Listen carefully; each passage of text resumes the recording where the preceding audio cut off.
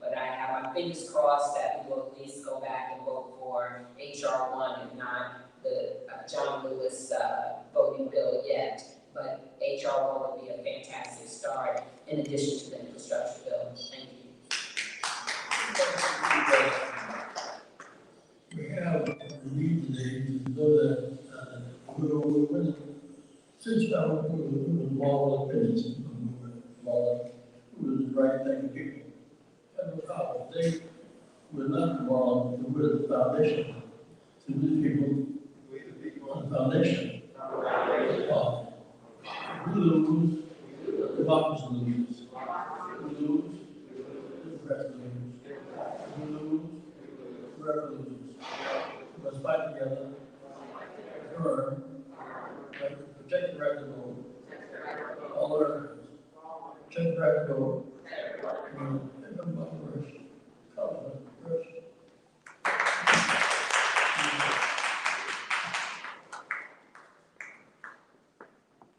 Any other questions?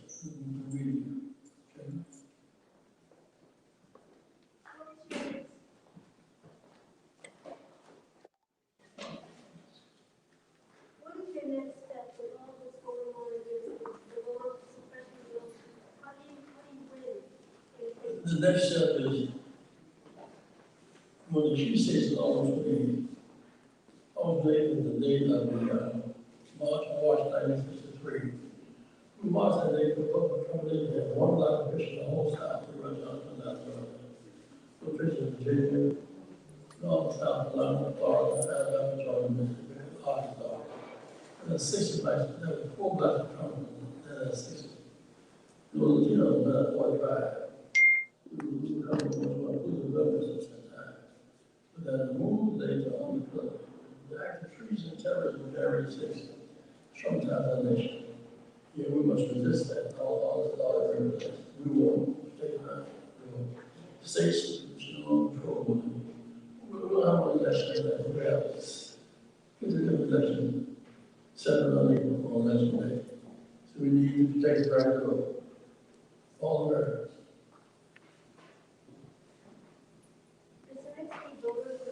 Suppression bills. Republicans are now gearing up to redistrict their own districts so that to diminish the Democratic vote. What can we do? Repeat the question. The Republicans are gearing up to redistrict Democrats out of their right to vote. They're carving up their own little areas. What can you do to stop that? Use gerrymandering, and they make that law to vote for you. Using these schemes, of making it more less accessible. Not moving on some with elections, for example. We believe in on-site Saturday registration. The precincts will be closed. We'll go to elections, control elections, not state legislations. It's a simple, it's dangerous. Can Congress do anything to stop this? Well,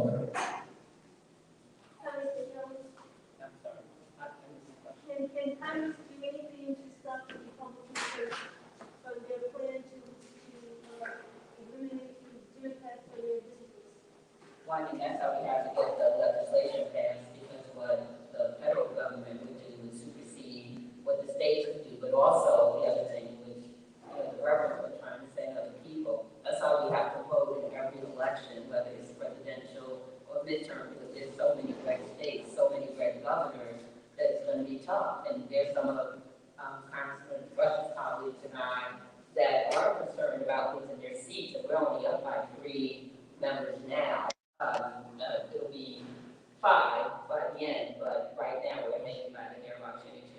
So it's tough with all the Republican governors, unless some states do have independent commissions, so it'll go by that. But probably more of those states are states led by the Democratic Party. remember something mentioned when the Washington, let me say this to you, we're against the filibuster. All of them use to interfere with power. Using the filibuster to maintain slave legislation, to maintain segregation, using against right to vote. Against solicitation. Every time there's progress, right way to do it right. Filibuster is not a constitutional institution, but it may accept about territory. But you know, the military will pass. And if you talk to Joe Biden, and you Congress, is called out, voting, election, fight, move on,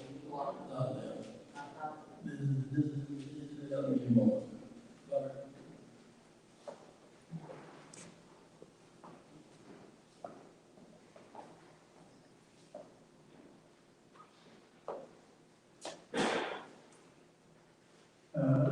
So, we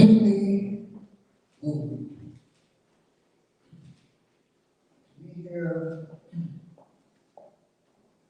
at this place, the center of the civil rights movement, and I would say that like Reverend Jackson has been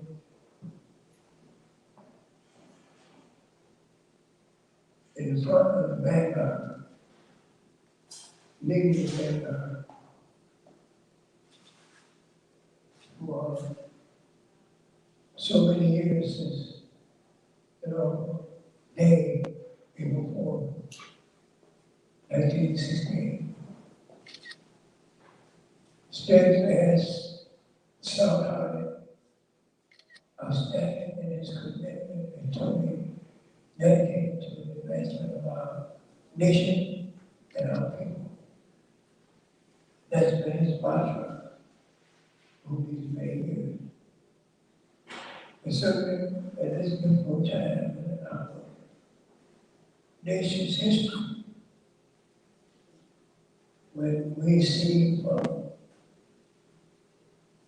the right wing, from the extreme right, from those who are not stopped at anything in order to deny African Americans, Latinx, poor people, their democratic and constitutional right to vote, so that they can steal elections, not only in 2022, but even beyond 2024, 2028, deep into our future. And we stand here and voice a spiritual opposition to that onslaught by the right wing of this nation. I really think if God use history as our lesson. And if we look back at the history of the passage of the Voting Rights Bill, one fact must not be forgotten: that although LBJ provided the presidential leadership, the legislative acumen, the foresight, and the commitment to sign that bill into law, it was only because of the grassroots involvement. Only because the grassroots engaged in using this moral power, marching and creating havoc, disrupting the comfort of those who are attacking us. And I'm saying that we are here at a precise moment but we have a new version of LBJ, Joe B. We have to give Joe B the courage and the moral authority to use the power of the presidency to do whatever he needs to do and have HR 1 and HR 4. That's what we can do. It's not just left up to the president. It's not just left up to Robin and myself and others in the Congress. We have to be so engaged in the movement that we can tell the other Joe, Manchin, move over or we're going to move over you. I'm just astounded at how we are aided by MSNBC and CBS and ABC, and not be aided by participation of you and me. We can be as mad as we want and can be. But unless we demonstrate our outrage, then the outcome of this process is going to be something that's really going to make us bad. And I'm saying that every neighborhood, every community, every church, every community organization, and even my brothers who are on the streets don't think that they got an investment. If you don't think that you got an investment, wait until they start stealing elections. Commanding election until the legislative bodies across this nation start decommissioning the vote, making the votes null and void, predicting and electing elected officials through legislative process. Look, let's open our eyes. Our nation is at stake. But if that don't move some of you, let me just say that you are part of the nation. Your future, your family's future, boys and girls, your children, their future is at stake. We got moral authority here now, but nobody is feeling it. Nobody's hearing it, nobody's moved by, nobody's, let's deliver the pain of the program. That's the way we can stop it. That's the only way we can stop it. We gotta take to the streets.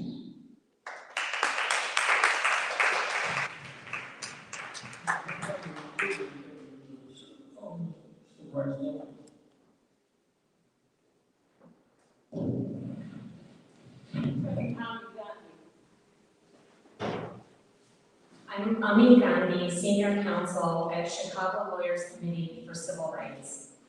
We have the privilege of helping voters over the phone and in person in every election in Illinois and Indiana.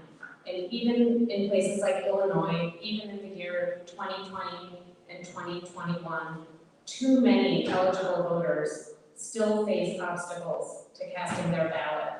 It shouldn't be controversial that every eligible voter should have the right to vote and have their voice heard.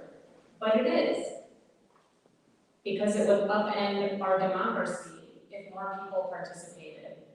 If more new citizens participated, that threatens the status quo. If more people with criminal records participated, people in pretrial detention who are awaiting a trial and have not been convicted of any crime, had their voting rights respected, that would upend the status quo. But we must act. It is wrong to put it on the shoulders of Black and brown communities to out-organize our way out of voter suppression. And we, voting rights litigators, cannot out-litigate our way out of voter suppression. We will try, but we can't do it alone. We need our federal government to act in these unprecedented challenge to our sacred right to vote. I will now turn it over to my friend and colleague Jay Young of Common Cause Illinois. Thank you.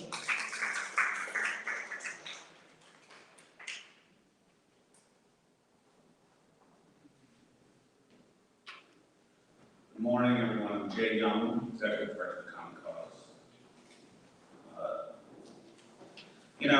Sister Fannie Lou Hamer told us that nobody's free unless we're all free. But if we want to be free, we have to act. We must do our part to create a fair and more just society. We need to take bold action to ensure every American can enjoy the freedoms, rights, and liberties that are supposed to be guaranteed to us by this country. That starts with protecting the right to vote and by strengthening our democracy. As politicians and local special interests attempt to silence our voices and restrict the right to vote, Congress right now is considering a bill that could fundamentally change who has the power in this country. The For the People Act is the boldest pro-voter, anti-corruption piece of legislation Congress has considered in decades. The bill would protect voting rights by giving voters more safe and accessible options to cast their ballot and set national standards for how elections should be run. It would also break the grip of big and dark money in our politics with new disclosure rules, and end gerrymandering and strengthen ethics laws. And while the For the People Act has set common sense standards for elections and block those current attacks on voting rights we've been hearing about, the John Lewis Advancement Act, will restore and strengthen the Voting Rights Act of 1965 to help prevent future discriminatory attacks on voting by requiring changes to election laws in jurisdictions with a history of discrimination to be approved by courts or the Justice Department. Today, all of us here call on our members of Congress, particularly our senators, to protect our freedoms and pass the For the People Act as well as the John Lewis Voting Rights Advancement Act. We know that the path forward will likely include reforms to the Senate's rules. They've been amended before, many times. The Senate must do its job and change its rules so the For the People Act and other bills can simply get another down vote. John Lewis told us that freedom is not a state, it's an act. I'm proud to stand up here with all these folks. They're all ready to act. I'm ready to do my part. I hope all of you are ready to do so as well.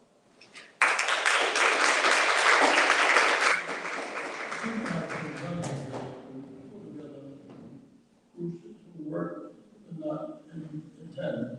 We're building a new record, we're building a new coalition today. We're building a record today.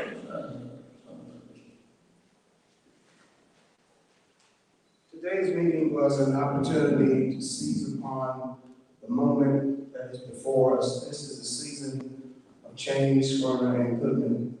This is a season of the most consequential existential threat to our democracy. And we are thankful for the work of Reverend Jesse and Miss Jackson bringing us together in this moment. Let's give a round of applause to them.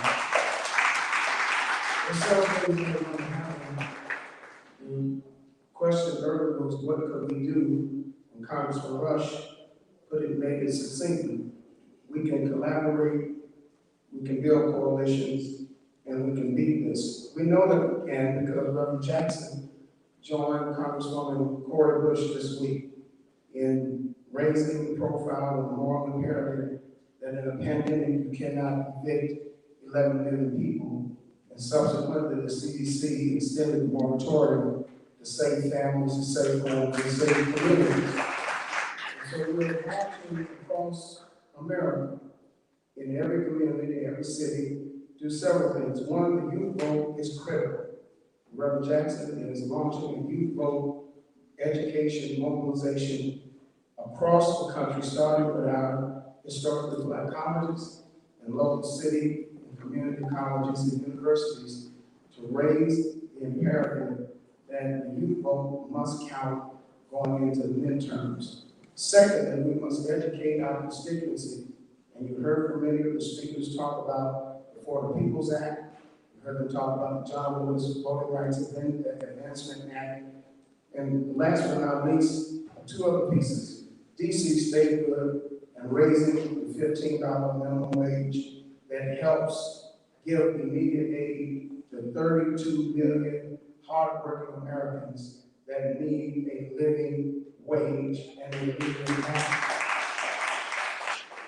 So the Reverend Jackson comes back, these partners are going to be meeting in a collaborative way because this is a time that every one of us must count. Not only the Black Lives Matter, but the LGBTQ lives matter. The unemployed, the uninsured, the homeless, the low-wage worker matters, and immigrants matter. And this is a time for a multicultural, moral resurrection. What we saw on January 6th was a civil insurrection. Reverend Jackson is leading a moral resurrection to save the soul of America.